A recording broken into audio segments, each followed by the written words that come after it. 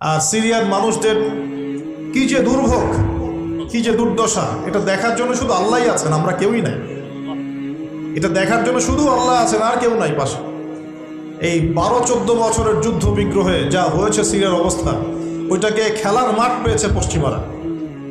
এই মাঠের মধ্যে তুরস্কও ঢুকে গিয়েছিল, এটাও একটা শাস্তি হতে পারে। ন্যাটোর সাথে ঢুকে সেও এখানে হামলা চালিয়েছে, এটাও হতে পারে, আল্লাহ ভালো জানেন। সিরিয়ার মাজলুম শিশুদেরকে আকাশের নিচে রাত কাটাতে হয়, 3 দিনে একবার খাবার পায় তারা।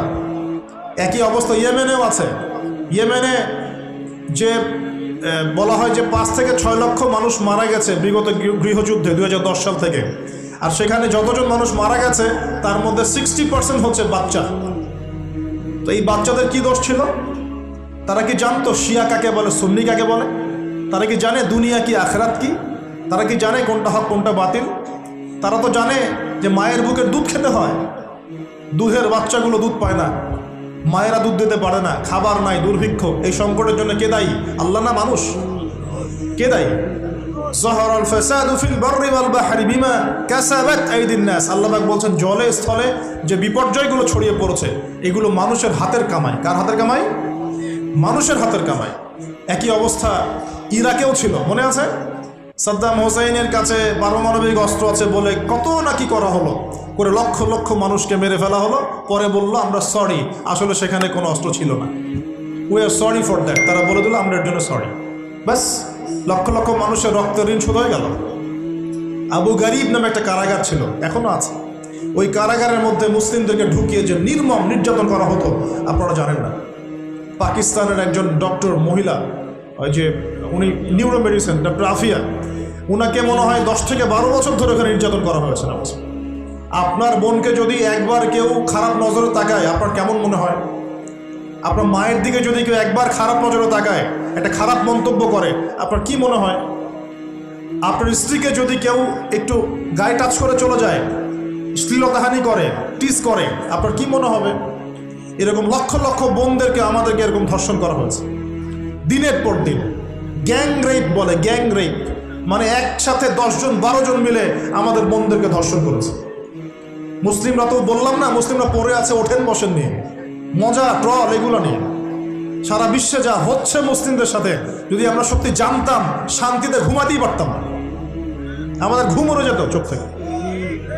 বেশি বললেও সমস্যা, বেশি করলেও সমস্যা, কাকেই বলবো, কে বা বুঝবে?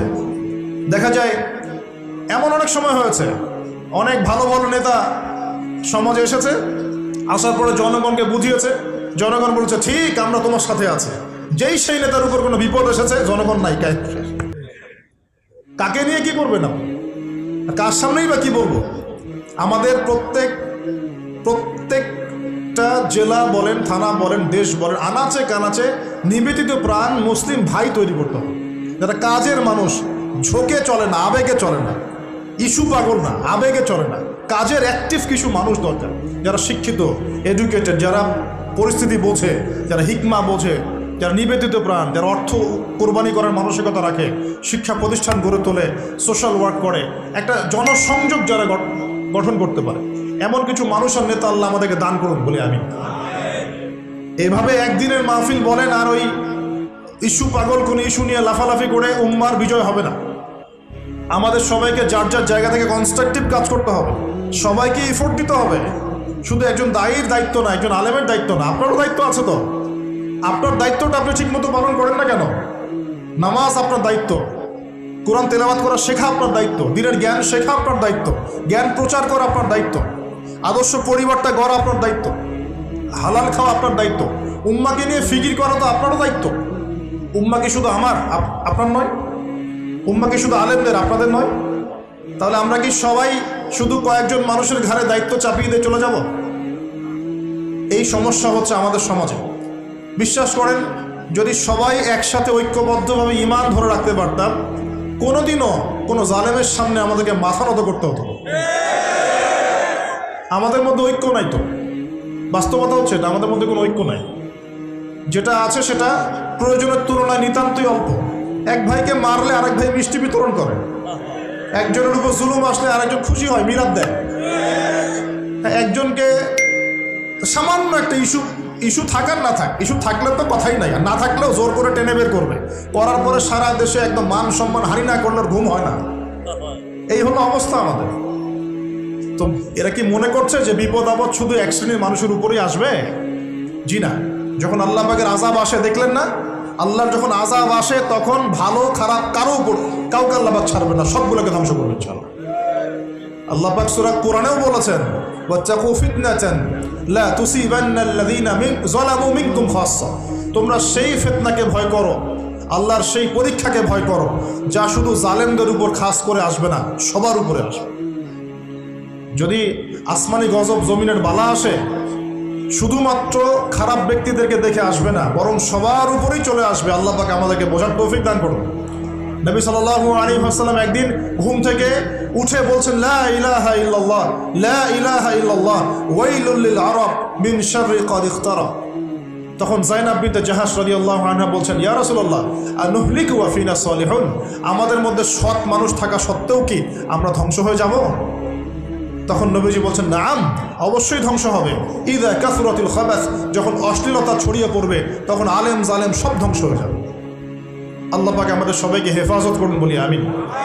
সামাজিক প্রতিরোধ গড়ে তোলেন, অন্যায়ের বিরুদ্ধে প্রতিবাদ করা শিখেন, সৎ কাজে আদেশ করেন, অন্যায় কাজে নিষেধ করেন, নিজের ব্যক্তিত্ব বজায় রাখেন, ইসলামকে হাসি ঠাট্টার পাত্র বানাবেন না, যার যার দায়িত্ব তার তার জায়গা থেকে পালন করেন। আপোষের মধ্যে অনেক রকম মতভেদ থাকতে পারে, সমস্ত মতভেদ ভুলেও আমরা এক জাতি ইনশাআল্লাহ, সমস্ত মতভেদ ভুলে আমরা এক জাতি ইনশাআল্লাহ। মনে করেন আমি সঠিক বিষয়ের উপর ছিলাম, সঠিক বিষয় থাকার পরেও মানুষ আমাকে খুব গালিগালাজ করলো, তারপরেও যারা আমাকে গালিগালাজ করেছে উম্মার ঐক্যের স্বার্থে তাদের সাথে বসতেও রাজি আছে ইনশাআল্লাহ।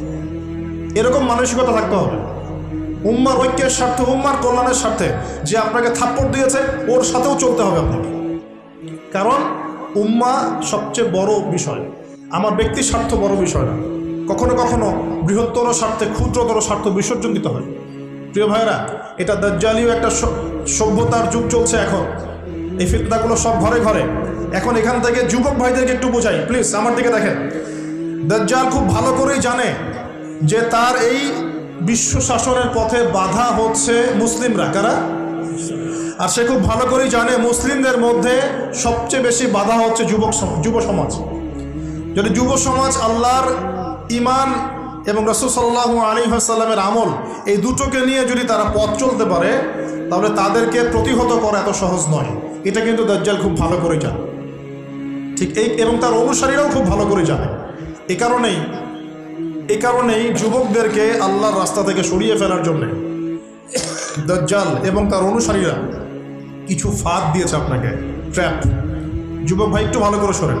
প্রথম ট্র্যাপটা আপনাকে দিয়েছে, আপনাকে দুনিয়াতে আসার যে জীবনের লক্ষ্য উদ্দেশ্য, আল্লাহর ইবাদত করা, আল্লাহর দ্বীন প্রতিষ্ঠা করা, জান্নাতে যাওয়া, এখান থেকে সরিয়ে দিয়ে দুনিয়ার প্রতি মহব্বত দিয়ে দিয়েছে আপনার ভিতর, দুনিয়া আসক্তি আপনার মধ্যে দিয়ে দিয়েছে।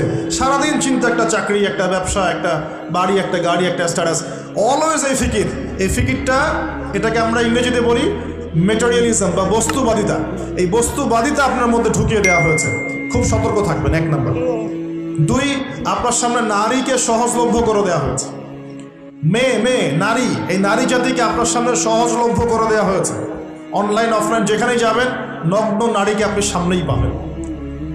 মাত্র 1000, 1500-2000 টাকা দিয়ে মানুষ জেনা করতে পারে, এখন রাত কাটাতে পারে, কেউ বাধা দেওয়ার নাই। কিন্তু যদি হালালভাবে বিয়ে করতে চান, পদে পদে বাধা পাবেন, আপনি পাবেন না? হালালভাবে বিয়ে করতে চাইলে পদে পদে বাধা পাচ্ছেন, কিন্তু জেনা করতে গেলে আপনাকে কেউ বাধা দিচ্ছে না। একটা ছেলে চাইলেই হোটেলে রাত কাটাতে পারে এখন, আর এখন ফ্রি মিক্সিংয়ের যুগ, আর ছেলে মেয়ের অবাধ মেলামেশা। বিয়ের আগেই দেখা যায় ছেলেরা মেয়েদের স্বাদ ভোগ করে, মেয়েরা ছেলেদের স্বাদ ভোগ করে, এবং এই পরিসংখ্যান দিন দিন বাড়ছে বাংলার মাটিতে, বাড়ছে না? এটা আপনাকে আল্লাহর পথ থেকে সরিয়ে দেওয়ার জন্যে মহিলাদেরকে অস্ত্র হিসেবে ইউজ করা হচ্ছে। খুব খেয়াল রাখবেন, আল্লাহ পাক বোঝার তৌফিক দান করুন। আল্লাহ পাক ইবলিস সম্পর্কে বলছেন যে ইবলিস আদমকে সিজদা করলো না, সূরা কাহফের মধ্যে। وَإِذْ قُلْنَا لِلْمَلَائِكَةِ اسْجُدُوا لِآدَمَ فَسَجَدُوا إِلَّا إِبْلِيسَ আমি যখন ফেরেশতাদেরকে বললাম যে আদমকে সেজদা করো, সবাই সেজদা করলো, ইবলিস করলো না। ফাফাসাকা আন আমরি রব্বি, সে তার রবের আদেশের সাথে ফাসেকি করলো, মানে রবের আদেশ মেনে না চলাটাই ফাসেকি। আর নবীজি বলছেন ওয়াসাদা কাবিলুহুম ফাসিকুহুম, একটা কওমের নেতৃত্ব দিবে ফাসেক ব্যক্তি, যে আল্লাহ পাকের হুকুম আহকামের পরোয়া করবে না। ওয়াকানা যাঈমুল কওমি আরযালাহুম, সমাজের সবচেয়ে নিকৃষ্ট মানুষকে কর্তৃত্বের আসন দেওয়া হয়। এগুলো হচ্ছে কিনা সমাজের মধ্যে? আরো বলছেন ওয়াজাহরাতিল আসওয়াতু ফিল মাসাজিদ, মসজিদগুলোর মধ্যে শোরগোল হট্টগোল বেড়ে যাবে, যাচ্ছে কিনা? যখন এমন হবে নবীজি বলছেন ইয়াখসিফুল্লাহু বিহিমুল আরদ, আল্লাহ রাব্বুল আলামিন ওই সম্প্রদায়কে এই ভূমি সহ নিচে ধসিয়ে দিবেন, বলি নাউযুবিল্লাহ। এখন ভূমিকম্প আসছে কিনা? আরো বলছেন নবী সাল্লাল্লাহু আলাইহি ওয়াসাল্লাম ওয়ায়াজআলুল্লাহু মিনহুমুল কিরাদাতা ওয়াল খানাজির, আল্লাহ রাব্বুল আলামিন তাদের মধ্যে কিছু মানুষকে শুয়োর এবং বানর বানিয়ে দিবেন, বলি নাউযুবিল্লাহ। আর মানুষ কিন্তু বাহ্যিকভাবে বানর হয় না, দেখা যায় ভিতর থেকে বানর হয়ে গেছে, ভিতর থেকেই বানর হয়ে গেছে। ভিতর থেকে বানর মানে কি? বানর হচ্ছে এমন প্রাণী যে পাবলিকলি জেনা করে, পাবলিকলি জেনা করে। বানরের স্বভাবটা আপনাকে বলছি, বানরের স্বভাব কি? প্রাইভেট লাইফ আর পাবলিক লাইফের পার্থক্য বানর বোঝে না। কোন কাজগুলো প্রাইভেট লাইফে করতে হয় আর কোন কাজগুলো পাবলিকলি করতে হয়, এই কমন সেন্সটা বানরের নাই। আমার কথা কি বুঝতে পারছেন? প্রাইভেট লাইফ মানে যে কাজগুলো আমরা ব্যক্তিগত জীবনে করি, গোপন কাজ। আর পাবলিক মানে যে পাবলিকলি আমরা সবাই বসে আছি এখন, পাবলিক লাইফ। তো প্রাইভেট লাইফ আর পাবলিক লাইফের পার্থক্যটা বানর বোঝে না। আর আল্লাহ পাক কি শাস্তি দিবেন? বানর বানিয়ে দিবেন। সত্যি সত্যি কি মানুষ এখনো বানর হয়েছে? কাউকে দেখেছেন যে মানুষ থেকে বানর হয়ে গেছে? এমন কি হয়েছে এখনো? শুধু সূরা বাকারা একটা দলিল আছে, শনিবারের সীমা লঙ্ঘন করার জন্যে আল্লাহ পাক বনু ইসরাইলদের একটা দলকে মানুষ থেকে বানর বানিয়ে দিয়েছিলেন। এই একটা দলিল কোরআনে পাওয়া যায়। এই উম্মতের মধ্যে কখনো শুনেছেন উম্মত মুহাম্মাদির কোনো ব্যক্তি মানুষ থেকে বানর হয়ে গেছে? এটা হতে পারে মানুষ ভিতর থেকে বানর হয়ে যাবে, অর্থাৎ পাবলিক লাইফ আর প্রাইভেট লাইফের পার্থক্য বুঝতে পারবে না। এমনটা হচ্ছে কিনা? মানুষ এখন পাবলিক লাইফ আর প্রাইভেট লাইফটা একাকার করে ফেলছে না? বিয়ে করেছে, স্ত্রীকে দেখবে সে, ভালোবাসবে সে, স্ত্রী সাজবে তার জন্যে, এগুলো সব প্রাইভেট ব্যাপার। এগুলোকে মানুষ পাবলিক করে ঘুরে বেড়াচ্ছে না? বুঝতে পারছেন না মনে হয়? বাসায় শুয়ে আছেন, স্ত্রীর সাথে গল্প করছেন, প্রাইভেট বিষয়। এটাকে ফেসবুকে ছবি তুলে যারা দিল, সে প্রাইভেট লাইফটাকে পাবলিক করে দিল না? মানুষ প্রাইভেট লাইফ আর পাবলিক লাইফের পার্থক্য বুঝতে পারছে না। নবীজি আরো বলছেন ওয়ায়াজআলুল্লাহু মিনহুমুল কিরাদাতা ওয়াল খানাজির, এবং আল্লাহ পাক তাদের মধ্যে কিছু শুয়োরও বানিয়ে দিবেন। কি বানিয়ে দিবেন? শুয়োর কেমন? ওর সামনে ভালো কিছু দিবেন, ভালো কিছু, ফ্রেশ খাবার দেন, ভালো কিছু দেন, টাটকা খাবে না। বাসি পচা নোংরা আবর্জনা তার সামনে দিবেন, খুব মজা করে করে খাবে। এখান থেকে কি বুঝলাম? এক শ্রেণীর মানুষ বের হবে এই উম্মতে, যারা হালাল জিনিস ওদের কাছে ভালো লাগবে না, হারাম ভালো লাগবে। বুঝতে পারছেন না মনে হয়?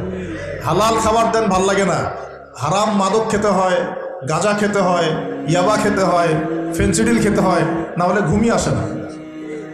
গরুকে চড়াবেন তামাকের মাঠ, তামাক যেখানে চাষ হয়।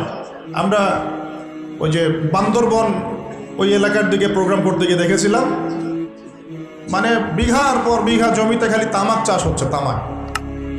তো ওই জমিগুলোর মধ্যে গরু ছাগল চড়ে না, কারণ গরু ছাগলও জানে যে এগুলো খাওয়ার জিনিস না। বুঝতে পারছেন কথা? কিন্তু মানুষ গোগ্রাসে খাচ্ছে, ডলছে, খাচ্ছে, টানছে। শুয়োর কেমন প্রাণী? যার সামনে ভালো কিছু দিলে সে খাবে না, খারাপটা দিলে আপনি খাবেন। হালাল ভালো লাগছে না, হারাম ভালো লাগছে। আল্লাহ পর্দাকে হালাল করেছেন, পর্দা ভালো লাগে না, বেপর্দামি ভালো লাগে। আল্লাহ পাক, আল্লাহ রাব্বুল আলামিন ইসলাম নাজিল করেছেন, কোরআন সুন্নাহ ভালো লাগে না, মানব রচিত ধর্ম ভালো লাগে। মানব রচিত বিধান ভালো লাগে। আল্লাহ রাব্বুল আলামিন হালাল খাবার দিয়েছেন, ভালো লাগছে না, খাবারটাকে ম্যানুফ্যাকচার করে ভেজাল দিয়ে খাওয়াতে হবে। আল্লাহ পাক দিয়েছেন পবিত্র সম্পর্ক, পবিত্র সম্পর্ক ভালো লাগে না, অপবিত্র জেনা ভালো লাগে। আল্লাহ পাক দিয়েছেন পবিত্র বৈবাহিক সম্পর্ক, ভালো লাগে না, পরকীয়া ভালো লাগে, জেনা ভালো লাগে, পতিতাবৃত্তি করতে ভালো লাগে। এটা শুয়োরের স্বভাব। কার স্বভাব? এটাই হতে পারে সেই ব্যাখ্যা আল্লাহ পাক বলছেন, তার নবীর মাধ্যমে জানাচ্ছেন, আল্লাহ পাক এই উম্মতের কিছু মানুষকে বানর বানিয়ে দিবেন, আবার শুয়োর বানিয়ে দিবেন। ভিতর থেকে বানর আর শুয়োর হয়ে যাচ্ছে মানুষ। আর এখন এগুলোই শেখানো হয় যে আমাদের পূর্বপুরুষকে নাকি মানব থেকে তৈরি করা হয়েছে। এই আকীদায় যে বিশ্বাস করে সে স্পষ্ট কাফের। যে এরকম কোন আকীদায় বিশ্বাস করবে সে স্পষ্ট কাফের, এবং তাকে কেউ কাফের মনে না করলেও সে কাফের। এখানে বড় বড় অনেক ওলামায়ে কেরাম আছেন, আমি আসলে তাদের সামনে কথা বলতে লজ্জা বোধ করছি। আপনারা তাদের কাছ থেকে ফতোয়া জিজ্ঞাসা করেন। কেউ যদি বিশ্বাস করে যে আল্লাহ পাক মানুষকে নিজ হাতে আদম আলাইহিস সালামকে সৃষ্টি করেন নাই, বরং মানুষ বানর থেকে আস্তে আস্তে আস্তে আস্তে মানুষ হয়েছে, এই কথা যদি কেউ বিশ্বাস করে তাহলে সে ঈমান থাকবে না কুফরি হবে? ঈমান থাকবে? কোশ্চিন কালেও না।